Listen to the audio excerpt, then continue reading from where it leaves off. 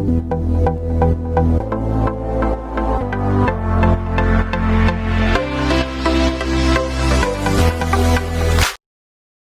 morning everyone, welcome back to the channel. We're out here in the hayfield. I'm going to continue this little series I got going on how to make hay. We got it cut in the last video. We've had beautiful weather, beautiful drying weather. It's been sunny and breezy and warm. So this hay is just going to be in really good shape. Dad got some of it baled yesterday. This patch he cut a little bit later. This is actually an old pasture, but since we don't have as many cows, he decided to cut this for hay. We just don't need the pasture space like we used to. He's got the M on the hay rake, so we'll get some shots of him raking.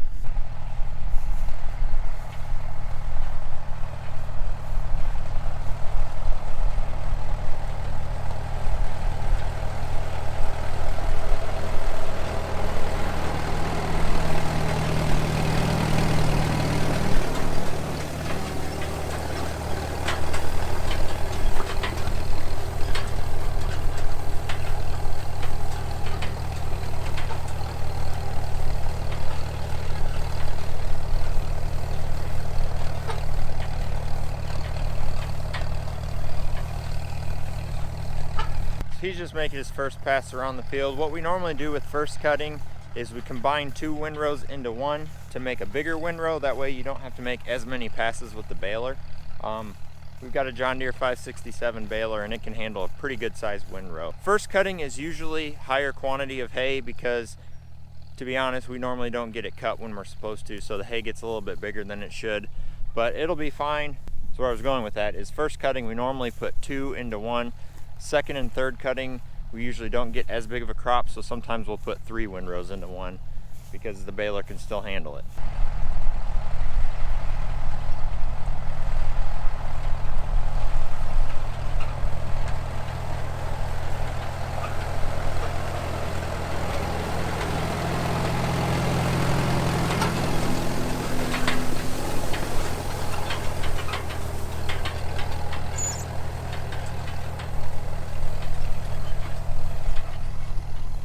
The hay rake we're using is an international hay rake.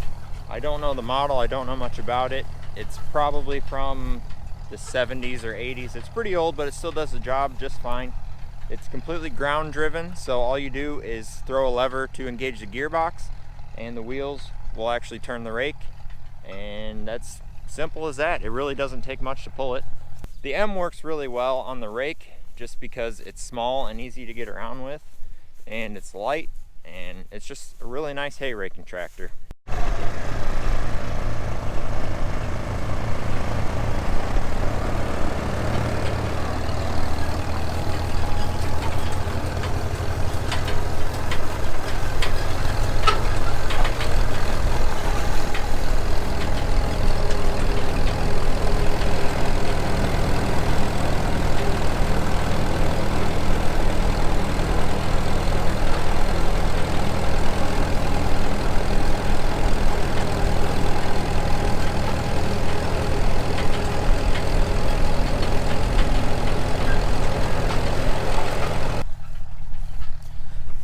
So as you can see behind me, these windrows have kind of settled down as they've sat, so they're pretty tight to the ground. The wind can't really get through it. So the reason why we rake it, number one, like I said, is to combine the windrows and make them bigger, but it'll also fluff it up and expose the bottom side, because if I flip this hay over,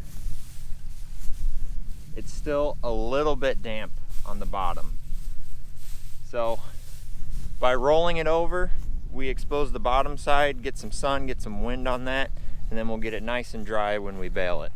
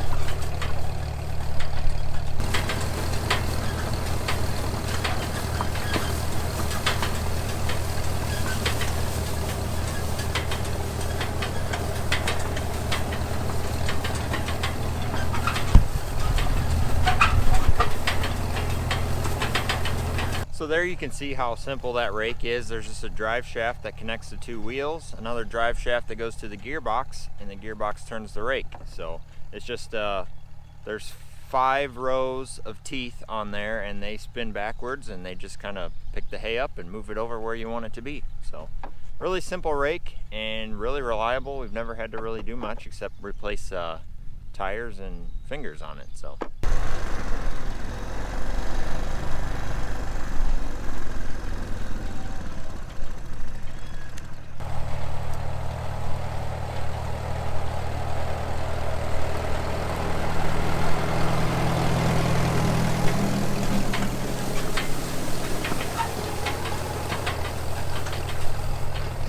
I've said it before, but it just amazes me how well that almost 80-year-old tractor runs. It's 1941, so next year it'll turn 80, and it's still a good running old tractor.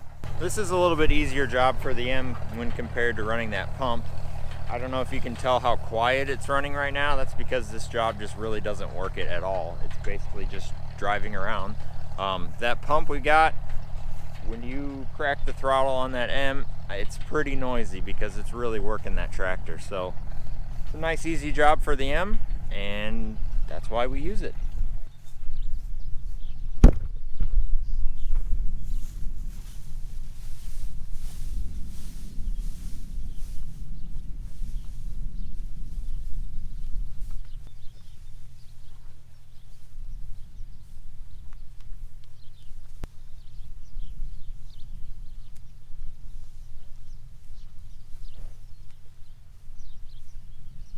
We'll give the cows a little treat.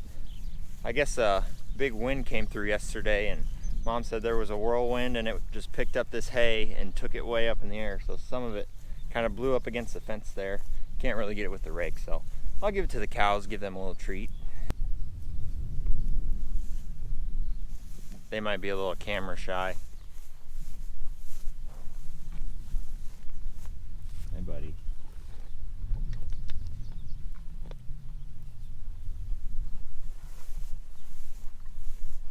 So yeah, that's pretty much it as far as raking the hay. We'll let this sit a few hours and come back with the baler this afternoon and get it baled up. So I'm gonna go spray a little bit of corn, and we'll come back and pick this up once Dad gets the baler going. He's still got another patch over on another farm that he's got to rake up yet, I think. And then I suppose he'll let this sit till after lunch and then get the baler, and it should bale up pretty good. It's already pretty dry. I mean, I don't even think he would really have to wait till after lunch. There's a nice breeze blowing, the sun's out, so it might go pretty quick. But anyways, I'm gonna get to some other work on the farm, get some spraying done, and we'll pick this back up when we get the baler going. All right, we're back. Dad's baling. I didn't realize he was baling already. He just about missed it. He's got about 3 windrows left on this other farm. There's a couple acres here, 2-3 acres, not exactly sure, but let's go check it out.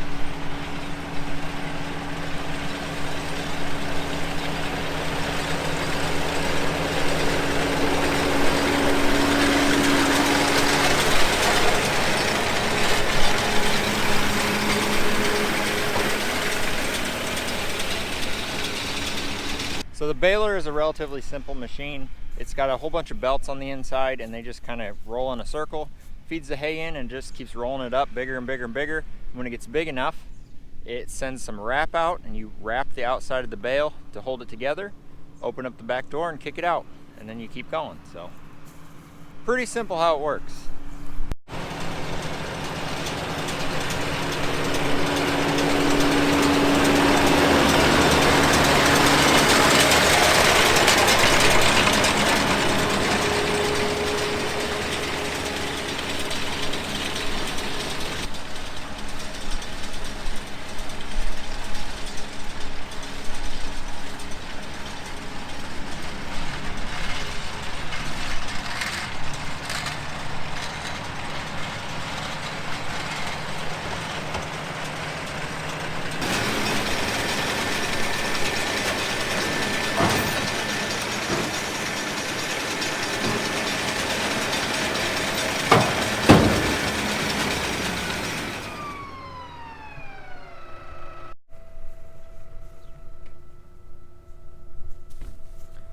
So this is the wrap that I was talking about. It's kind of a net pattern. It's made out of plastic, or I don't know exactly what it's made out of, but it's kind of plasticky. And all it does is just wraps around the bale, and you don't really tie it or anything. It just cuts it off, and the hay is kind of prickly, so it sticks to it pretty well. And this is a lot easier to handle than the twine bales. Some of the earlier round balers would just send strings of twine around, and you'd have to find each one of those strings and cut them. But this net wrap, you can just take a razor blade, cut across, rip the net wrap off, and feed the bale. Dad wants me to go get his pickup with the flatbed trailer. There's just 3 bales off of this piece, so we're gonna load those up real quick while he's got the loader here.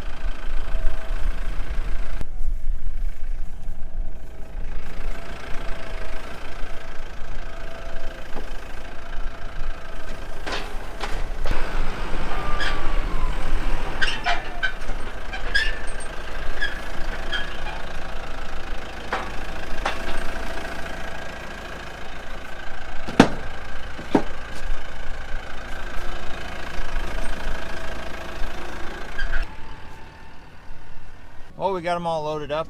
We're going to take them back home where the cows are at. That way they're close by for feed. And that's going to be it for this video. I hope you enjoyed this little mini series I did on the hay. Something a little bit different than what we've been doing. I, to be honest, was getting a little tired of all the planting and side dressing and rotary hoeing and spraying and all that stuff. With all the replanting that we had to do this year, we're just kind of ready to be done with farming for the spring. So I guess I could give you a little bit of an update. We got about 240 acres of corn left to spray, 40 acres left to side dress, and then after that we'll start spraying beans maybe next week, late next week, or the following week. So that's what we got going on the farm. It's sort of starting to slow down, which is fine because, like I said, we're just ready to be caught up. That way we can move on to something else, get some trucking done. We've got a lot of trucking to do. And just time for a change of pace. So anyways, if you like the video, hit the like button, hit the subscribe button, and we'll see you on the next one.